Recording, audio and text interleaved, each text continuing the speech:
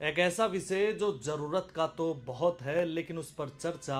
उतनी ही कम होती है और उस विषय का नाम है यौन। यौन रोगों को लेकर, यौन किस तरीके की पूरी जो चर्चा है उसको लेकर आज हम बात करेंगे डॉक्टर शेख से। शेख साहब हमारे साथ मौजूद हैं। सर, सबसे पहला जो सवाल रहता है लोगों का वो यही कि ये यौन रोग क्या होते हैं। जहाँ तक आपने कहा कि यौन रोग क्या है,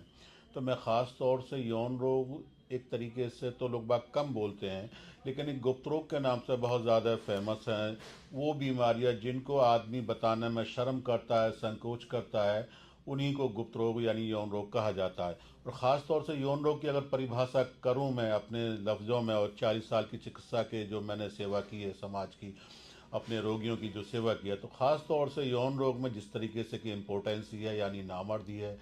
शीघ्र पतन है, प्रीमेच्योर इजैकुलेशन है, शुक्राणुओं की कमी है, स्वप्न दोष है, शीघ्र पतन है, धातु के रोग है, पेनिस का साइज़ का कम होना है, हार्मोन्स का अनबैलेंस होना है। और वैसे तो बवासीर भी, क्योंकि बवासीर को भी बताने में लोग बाग शर्म करते हैं, जिनको हो जाती है तो वो नहीं बताते। ये तमाम बीमारियां जो हो जिनको बताने में शर्म महसूस करते हैं, उन्हीं को हम गुप्त रोग की परिभाषा में या श्रेणी में रखते हैं। तो डॉक्टर साहब, अगला मेरा सवाल ये है कि सेक्स को लेकर कई कई सारी जो दवाइयां हैं वो बाज़ारों में उपलब्ध हैं और सेक्स के समय को लेकर भी काफ़ी सारे लोगों के बीच भ्रांतियां रहती हैं। तो बाज़ारों में जो गोलियां सेक्स को लेकर मिलती हैं वो क्या आम व्यक्ति को लेनी चाहिए। देखिए, बहुत ही अच्छा आपने एक ज़बरदस्त सवाल कहूँगा कि आज देश के अंदर जिस तरीके से भी मेडिकल स्टोर पर हमारे नौजवान यूथ और हर वर्ग के लोग बाग जो सेक्स का आनंद लेना चाहते हैं या अपनी सेक्स क्षमता को बढ़ाना चाहते हैं, तो ख़ास तौर से मेडिकल पर जाते हैं। मैं किसी गोली का नाम नहीं लूँगा, 10 नंबर, 20 नंबर, 50 नंबर, 100 नंबर, ख़ास तौर से नीली पीली तमाम याग्रा व्याग्रा कैवेट्रा तमाम तरह की गोलियां आती हैं। मेरा मानना ये, और मेरी तकरीबन 20 वीडियो इस विषय को लेकर हमारे यूट्यूब चैनल पर पड़ी हुई हैं, डॉक्टर शेख के यूट्यूब चैनल पर पड़ी हुई हैं। मैं अपने दर्शकों को कहना चाहता हूँ कि अगर आप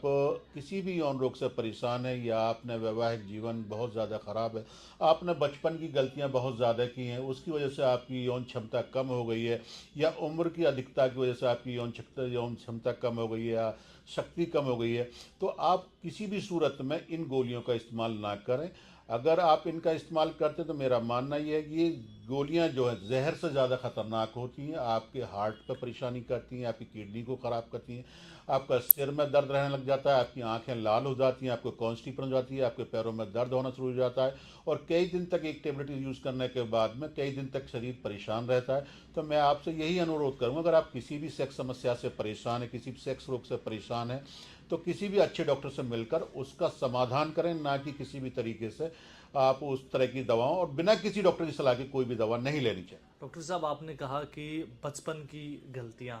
ये वो क्या गलतियां होती हैं और बचपन में वो कौन सी जिन गलतियों के बारे में आप कह रहे हैं वो क्या नहीं करनी चाहिए। देखिए, बचपन की गलतियां खास तौर से जो यूथ जिस वक्त 16 से हमारा कोई भी नौजवान बच्चा जब जवान होना शुरू होता है, और जब उसकी उम्र 16 साल की होती है, यानी ये समझ लीजिए कई बार के जब हमारे पेनिस में इरेक्शन आना शुरू हो जाता है, तो बच्चे खास तौर से मास्टरबेट करना शुरू कर देते हैं बहुत ज़्यादा। उन मास्टरबेट उस वक्त उनको ये मालूम नहीं होता है क्या बुरा है या क्या बुरा नहीं है, कैसा करना चाहिए। तो कई बच्चे क्या है, जब इतना मास्टरबेट करते हैं और ख़ास तौर से एकांत ढूंढते हैं कि घर में कोई नहीं है, माँ बाप सो गए हैं, या क्लासरूम में गए तो बाथरूम तलाश करते, एकांत ढूंढने की कोशिश करता हूँ। जब भी जैसा मौका मिलता है तो मास्टरबेट करना शुरू कर देते। और मास्टरबेट करने की वजह से होता क्या है कि वो इस तरीके से अपनी लिंग की ताकत को, पेनिस की ताकत वो देखते हैं कि ये हड्डी हो गया, उसको मोड़ते हैं या उल्टे सीधे हाथ से तोड़ते मोड़ते, तो उससे क्या होता है, जो हमारी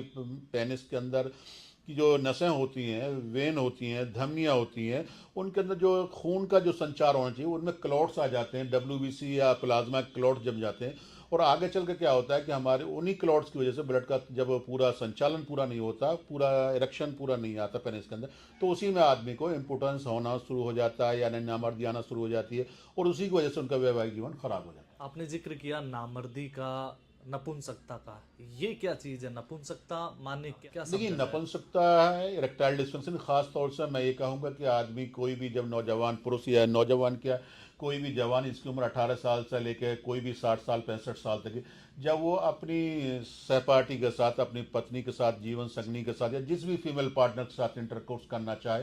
और उस वक्त के उसके गुप्तांग के अंदर जो इरेक्शन आना चाहिए, जो स्टैंड होना चाहिए, जो खड़ा होना चाहिए, जब वो इरेक्शन नहीं आता है तो उसी को नपुंसकता यानी नामर्दी कहा जाता है। आ, जब नामर्दी की बात आती है, इससे जुड़ी हुई और भी कई सारी चीज़ें हैं जिसको लेकर बातें होनी चाहिए। वो ये कि प्रीमेच्योर इजेकुलेशन, जिसको शीघ्र पतन भी कहा जाता है, इसका क्या इम्पैक्ट पड़ता है एक रिलेशनशिप के ऊपर, एक वैवाहिक जीवन के कि ऊपर? मेरा मानना ये है कि ख़ासतौर से जो मैंने अपनी 40 साल की चिकित्सा में देखा है, अगर सेक्स रोग में कोई बीमारी खतरनाक है, सबसे ज़्यादा खतरनाक है, और जिसकी बिना पर जो है रिश्ते ख़राब होते हैं, जिसकी बिना पे तलाक होते हैं, जिसकी बिना पे संबंध बाहर बनते हैं, वो ख़ासतौर पर वो बीमारी है शीघ्र पतन की, प्रीमेच्योर इजैकुलेशन की, सूरत इंजाल की इसको कहा जाता है। क्योंकि होता क्या है कि जिस वक्त मियाँ बीवी आपस में समागम करने की कोशिश करते हैं, या मिलना चाहते हैं, या इंटरकोर्स करते हैं, या संभोग करने की कोशिश करते हैं, तो तैयार होते हैं, तैयार होते समय ही पुरुष जिस वक्त सेक्स करना चाहता है तो उसका या तो बाहरी इजैकुलेट हो जाता है, शीघ्र वीर का निकल जाता है, या एक दो झटकों में उसका वीर को निकल जाने को शीघ्र पतन कहते हैं। तो जो उसकी अर्धांगिनी है, जो उसकी जीवन साथी है, जो उसकी पत्नी है, जो उनसे, या ये मान लीजिए कोई भी है उनके साथ में, जो सेटिस्फेक्शन, जो टाइम चाहती है, जब वो टाइम नहीं मिल पाता है तो वही महिलाएं या तो जो है वो कुछ नहीं कहेंगी, तो आपके ऊपर विलेम लगाएंगी, भाई ये लड़का ठीक नहीं है, नामर्दी की शिकायत, ये कोर्ट तक हमने पहुंचते केस देखे, यहाँ तक कि तलाक होती भी हमने देखी गई, यहाँ तक भी देखा गया कई संबंध को महिलाएं बाहर भी संबंध बनाती है। तो ये बीमारी जो है प्रीमेच्योर इजैकुलेशन शीघ्र पतन, जो बहुत ज़्यादा खतरनाक है, क्योंकि इस बीमारी में किसी भी तरीके से पुरुष जो है अपनी फीमेल पार्टनर को सेटिस्फाइड नहीं कर सकता, और जब वो सेटिस्फाइड नहीं करता तो उनकी घरवाली या वो जो जो भी उनका फीमेल पार्टनर है, तो वो उनसे खुद कह देती है आपसे कुछ होता तो है नहीं, मुझे तैयार करा देते हैं, आपसे कुछ होता नहीं है, मुझे सेटिस्फेक्शन नहीं मिल पाता, या मुझे पूरी डिज़ायर नहीं आ पाती। इसलिए आदमी उस स्थिति में पहुंच जाता है कि आदमी अपनी घरवाली से भी आंखें मिलाने में शर्म संकोच महसूस करता है। इसी से जुड़ी हुई एक और चीज़ है जिसे नाइटफॉल कहा जाता है। क्या ये एक बीमारी है? इसे क्या माना जाए? देखिए, नाइटफॉल जो है एक बीमारी तो मैं नहीं कहूँगा इसको, मैं आपको थोड़ा सा, वैसे तो मैं जिस वक्त नेट पे, इंटरनेट पे देखता हूँ, तो इस पे अलग अलग मत देखने को मुझे मिलते हैं। ख़ासतौर जब हम किसी, हमारे मरीज जब हमारे पास आते हैं, तो वो जब किसी एलोपैथिक डॉक्टर के पास जाते हैं तो वो कह देते हैं भाई ये तो कोई बीमारी नहीं है, जब कोई चीज़ बनेगी तो निकलेगी, आपकी शादी नहीं हुई है तो ये तो निकलना एक लाजमी है, इसको कहाँ से रुकेंगे, कोई बाल्टी है जब भर गई है तो ओवरफ्लो होगी। तो उनके अलग अलग मत आते हैं। तो मेरा मानना भी ये है कि अगर आदमी, कोई बच्चा, कोई नौजवान जिसकी उम्र 18 साल से 35 साल तक है, या कोई भी है शादीशुदा भी, अगर अपनी वाइफ से अलग रह रहा है और वो इंटरकोर्स करना चाहता है और इंटरकोर्स नहीं कर पा रहा था, अगर वो महीने के अंदर, एक महीने के अंदर जो है उसको 3 बार, 4 बार, 5 बार तक लास्ट अगर नाइटफॉल होता है, तो ये किसी बीमारी की कैटेगरी में नहीं आता। हाँ, अगर कई बार क्या होता है, बहुत से नौजवान, जैसे मैंने कहा था पिछली उस सवाल में, मैंने कहा था बचपन की गलती, या बहुत से लोग बाग कुछ सेहत बनाने के लिए कुछ दवाएं ले लेते हैं, या बहुत सी कुछ गर्म चीज़ें इस्तेमाल करते हैं, फास्ट फूड का इस्तेमाल ज़्यादा करते हैं, या पोर्न वगैरह देखते हैं,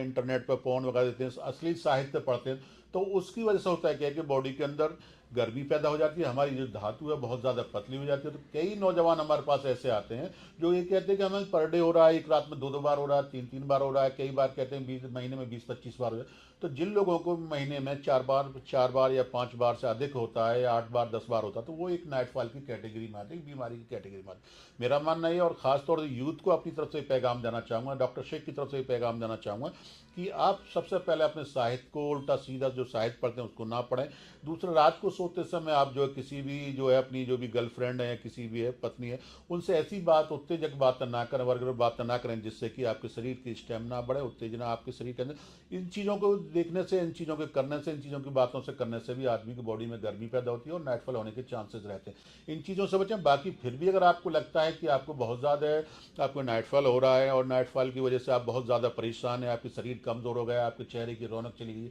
आपका वजन कम हो गया, आपके पैरों में दर्द होता है, आपका वेट बहुत ज़्यादा लॉस हो रहा है, तो आप हमारे दवाखाने पर आप आकर हमसे मिल सकते हैं। शेख दवाखाने की ब्रांच, वैसे तो हिंदुस्तान में तकरीबन 40 ब्रांच इंडिया के अंदर हैं, लेकिन जयपुर के अंदर अगर आप अमित से मिलना चाहते हैं तो शनिवार के दिन हमारी क्लिनिक जो है चांदपुर गेट पर ओपन होती है, वहाँ पर आकर मुझसे मिल सकते हैं। मेरा नंबर भी है, मेरे नंबर पर भी कॉल कर बात कर सकते हैं। मेरा नंबर है 9837023223।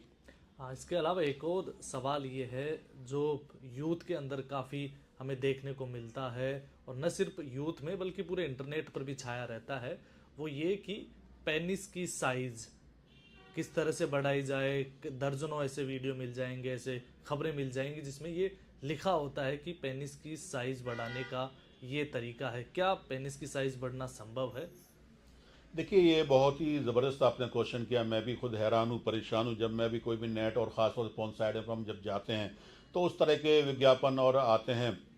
कि पेनिस की साइज़ को इंक्रीज करें, 7 से 8 इंच करें, 9 इंच करें, 10 इंच करें। तो ये सारे जितने विज्ञापन होते हैं, मैं यूथ से कहना चाहता हूँ, सारे भ्रामक होते हैं। या आप उन पोर्न साइटों को देखते हैं, जैसे आप पोर्न वीडियो देख रहे हैं, उस पर देख रहे हैं कि वैसे तो अलग अलग कंट्री का और अलग अलग एरिया का और हर आदमी का अलग साइज हो सकता है। पहली बात, मैं इस पर किसी को गलत नहीं ठहरा रहा हूँ, लेकिन जो विज्ञापन देखने को आपको मिलते हैं, 8 इंच बढ़ाएं, 9 इंच बढ़ाएं, 10 इंच बढ़ाएं, ये बिल्कुल ही भ्रामक है। किसी भी तरीके से, किसी भी दवा से, और मैं देखा तो सर्जरी के जरिए से भी, पेनल इम्प्लांट के जरिए से भी हम 8-9 इंच नहीं बढ़ा सकते। लेकिन जहाँ तक बात मेरी अपनी है, तो मैं ख़ास तौर से बता दूं, मेरे पास एक नहीं लाखों मरीज हमने ठीक किए हैं जिनके माइक्रो पेनिस थे, जिनको बहुत 1 से 1.5 इंच की साइज़ था। लेकिन वो होते क्या, जिन पेशेंट के जो कुदरती माँ के जिस वक्त बच्चा पैदा होता है, और कुछ बच्चों को हार्मोन, टेस्टोस्टेरोन हार्मोन्स कम हो जाता है, टेस्टोस्टेरोन का लेवल बिलो हो जाता है, उनके पेनिस साइज ही नहीं, पेनिस साइज तो छोटे होते ही होते हैं, उनको क्या टेस्टिकल भी नहीं होती, उनकी दाढ़ी मूछ भी नहीं आती, उनका चेहरा भी अजीब होता है, तो उनके साइज को भी इंक्रीज किया जाता है और 1 से 1.5 इंच तक, 2 इंच तक बढ़ाया जाता है। इससे ज़्यादा नहीं बढ़ाया जा सकता।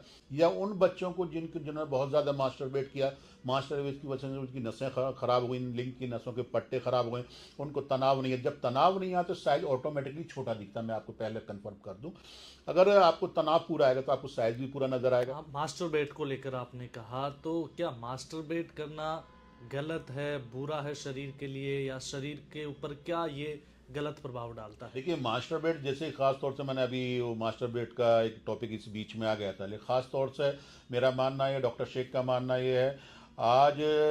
आज नहीं, जब से ये दुनिया बनी है, जब से ये मनुष्य बना है, ये हो सकता है उस टाइम पे परसेंटेज कम रही हो। मेरा मानना ये है कि जब आदमी जवान होता है, तकरीबन 100 में से 95% आदमी मास्टरबेट करता है। पहली बात तो ये समझ लीजिए। तो दूसरी बात ये है कि मास्टरबेट बुरा नहीं है।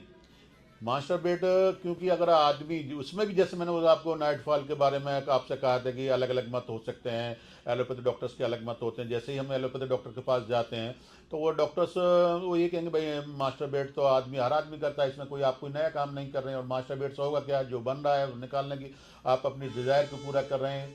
तो जब आपके साथ कोई सेक्स का विकल्प नहीं है तो आप ये कर सकते हैं। तो लेकिन मेरा मत इसमें जो है, फिर वही दोहरा मत है मेरा इसमें जो है, अगर आप जवान हैं, आपकी उम्र जो है 18 साल से लेकर 25 साल 30 साल तक के, या आप शादीशुदा हैं या गैर शादीशुदा, अगर शादी हो गई, अगर आप वाइफ के पास नहीं रह सकते, आप सेक्स नहीं कर सकते हैं, उस वक्त आपको सेक्स की इच्छाएं हो रही हैं, तो अगर चाहें तो आप वीक में 1 या 2 बार कर सकते हैं। वैसे मैं कोशिश ये करें वीक में 1 बार करें, महीने में 4-5 बार कर लें, तो ये मास्टरबेट जो है आपको कोई नुकसान देने वाला नहीं है। जहाँ तक कौन से मास्टरबेट नुकसान देते हैं मैं आपको बता दूं, खासतौर से हमारे नौजवान जो खासतौर से, कि उस वक्त जो उम्र होती है 16 साल से लेकर 20-22 साल 25 साल तक, उस वक्त हमारे ब्लड का फ्लो बहुत ज़्यादा होता है। हम सोचते हैं तो हमारा सेरोटोनिन हार्मोन, जो दिमाग का जो सेक्स का हार्मोन, जो सेरोटोनिन होता है, जो सोचते ही उत्तेजना पैदा करता है, जो देखते ही सेक्स पैदा करता है, जो देखते ही लिंग के अंदर तनाव आ जाता है, वो बहुत तेज़ होता है, वो एग्रेसिव बहुत ज़्यादा एग्रेसिव होता है। तो उस वक्त लोग बाग ज़्यादा करने की कोशिश, लेकिन मैं आपको यही सलाह दूंगा, अपने आपके चैनल के जरिए यही सलाह दूंगा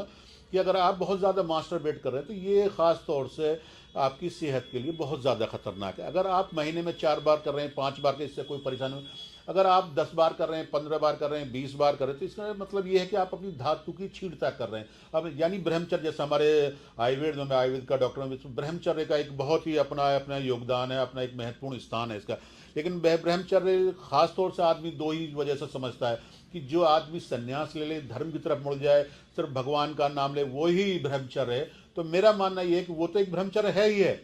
उससे आप, क्योंकि आप अपने शरीर को स्वस्थ रख सकते हैं, क्योंकि जो वीर है हमारा, अमृत है, जो शरीर की शक्ति है, ऊर्जा है शरीर की, जो है ओज है शरीर का, इससे चमक आती है आदमी के अंदर, बल पैदा होता है। लेकिन अगर आप जो है, अगर आपकी उम्र जो है, जैसे मैंने कहा 16 साल से 18, 20, 25, 30 साल तक की है, और आपकी शादी नहीं हुई, 3 बार 4 बार करते हैं, कोई दिक्कत नहीं, इससे ज़्यादा बिल्कुल ना करें। उससे भी बड़ा इस चीज़ में एक चीज़ और है, जैसे आपने क्या इसके नुकसान आते हैं, तो मैं नुकसान के बारे में बताऊँ। नुकसान कुछ नहीं होता, नुकसान सिर्फ ये होता है, जिस वक्त नौजवान सेक्स करता है तो वो मज़े के अंदर इतना मशगूल हो जाता है, इतना मतलब बिजी हो जाता है, उसको इतना आनंद आने लग जाता है, वो फिर ये नहीं सोचता कि मैं किस तरीके से कर रहा हूँ, क्या कर रहा हूँ। तो उसमें होता क्या है कि वो बच्चा जो है अपने पेनिस के साथ खेलना शुरू कर देता है और तरह तरह से वो करता है, बिस्तर पर रगड़ता है, उल्टा लेट जाता है, तकिए पे करता है, हार्ड बेड पे करता है, रगड़ता है, पेनिस को करने की कोशिश करता है। या दूसरी बात जो लिंक को मोड़ने की कोशिश, तो मेरे पास कई पेशेंट ऐसे आते हैं कि हमने किसी पाइप में डाले तो उस समय लिंक क्रैक हो गया। तो उस जिस तरीके से उल्टा सीधा या मोड़ने से क्या होता है कि हमारी पैनल फ्रैक्चर होने के चांसेस रह जाते हैं। जब पैनल फ्रैक्चर हो जाता है उसकी वजह से हमारी लिंक की नसें कमजोर हो जाती है, नसों के अंदर ढीलापन आना शुरू हो जाता है, लिंक का साइज, पेनिस का साइज रुक जाता है। अंत में मैं यही कहूँगा, अगर आप इन सब सारी चीज़ों के बारे में ज़्यादा जानना चाहते हैं तो मेरा नंबर ये है 9837023223, या यूट्यूब पर जाकर डॉक्टर शेख के नाम से चैनल है, उसको आप जाकर सर्च कर लिए। और एक मैं आपके चैनल के जरिए एक महत्वपूर्ण